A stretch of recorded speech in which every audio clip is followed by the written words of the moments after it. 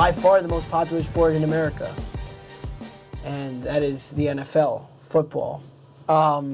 We have the Patriots-Rams Super Bowl this weekend. Yes. Actually, where it all begins again. to date us, and Patriots. I think most would argue that the Patriots are the best dynasty in The greatest in football all, dynasty? Yes, and not to take your jobs, but this is pretty universal. So how are you going to argue against that, or are you going to argue for it? I would argue for it before I would argue against it, because never has there been such consistency, and it starts, like I was saying before, at the top with the ownership, keeping the same coaching staff as much as humanly possible together at the top with Bill Belichick, keeping the same quarterback, starting in 2001, just pushing all the way through. Having that sort of level of consistency and having a guy like Tom Brady, I know people don't like him, I personally love him. Handsome man. Having to be able to have a guy like that who can perform at a level with, if you say schemes, sure, fine, whatever. I don't fully buy into the fact that it's all schemes, but being able to reload every year with different receivers, guys who are, if you matched up their receivers with other receivers of other teams, you're like, these guys don't even match up. Where did Julian Edelman come from? Where did he come from? No one expected him to be anybody. Every couple of years you see somebody like a Julian Edelman just. Pop the Patriots have been like the land of the misfit toys of the NFL. Guys that just they can't, that just don't fit into any other scheme. Bill Belichick's like, come over here, we'll see what you do right. We'll fit you into that one role that we can use you in, and you'll be successful here. And another point I can make to the Patriots' sustained level of success, it's even more impressive considering how unpredictable football is with the extreme level of physicality to maintain this consistency. And the one-game playoff. True. You got to win it to be in it, and if you lose, you're out. I would say San Francisco, the 80s San Francisco 49ers, maybe, but that's only because the 4-0 Super Bowls from Montana, this, that, and the other. But the one that should get mentioned is my team.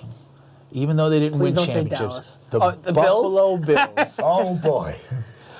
Unprecedented 4 Super Bowls in a row. Sure, they lost them all. It's okay. But I would consider that the dynasty that should have been in football. But the Patriots, it's the Patriots. I tried, guys. I feel like the discussion of Brady versus Montana, definitely, but I think the discussion of greatest football dynasties died when they got that 5th ring. And potentially another one. And now potentially another one. What do you think would have happened if Bledsoe never gets injured? Do you think if Bledsoe remained the quarterback for Belichick for a few years, let's say Brady was never discovered, does Belichick go on to win any Super Bowls? I think so. I think Drew Bledsoe was a good enough quarterback to have sustained. Trent Dilfer won a Super Bowl. You know what I mean? The quarterback isn't always the main focus, but they just happened to find a guy in Tom Brady when Bledsoe got hurt who was willing to outwork every single person in the room to this day.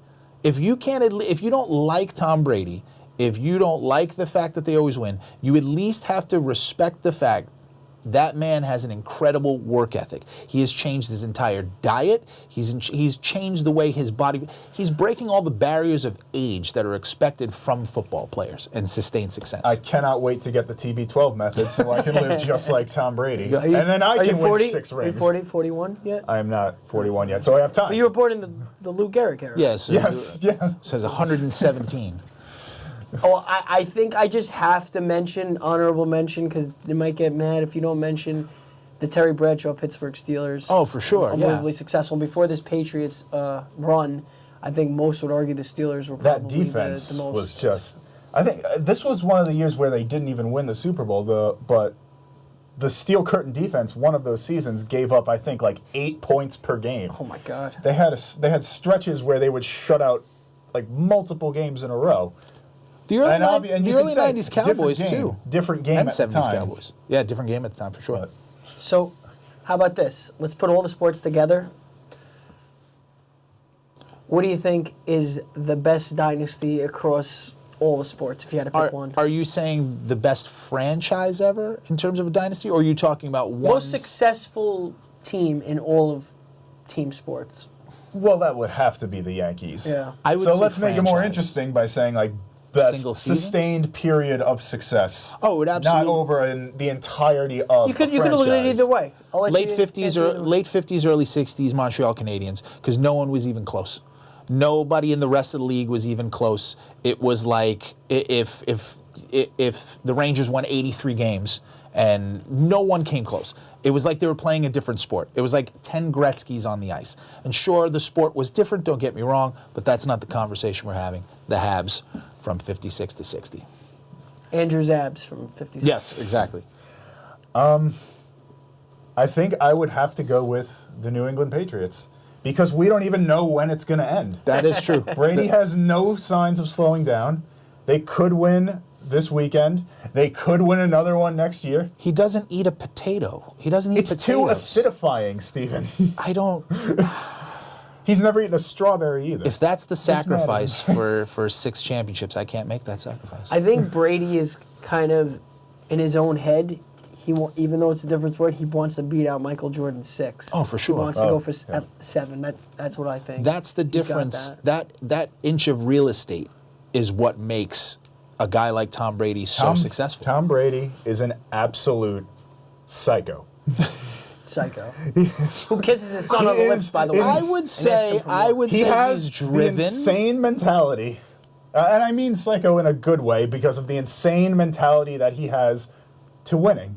He wakes up at the same exact time every single day without an alarm clock. He just turns on like a machine, works on his craft. Is that all day. true? That's true. Wow. He works on his craft all day long. That's He his, has- that's he's- his job. Yes, but he No, says but I can't believe his mind wakes him up. Yeah. I know some people Some have that people can internal do clock, that. but Some people he's do that. got quite a schedule to. I mean, he wakes up on a pile of money next to his supermodel wife as the best player in his sport. and he thinks to himself, I still have something to prove. And that's why he's that guy, is my point. He could be a lot more. This is First a ballot debate Hall for of another Famer. day, but Yep. in my opinion, he could be way more cocky than he is. Like I think, like LeBron James is pretty arrogant. It makes more people mad that he is even slightly humble. And I love it. I love every moment of it. Love you, Tom.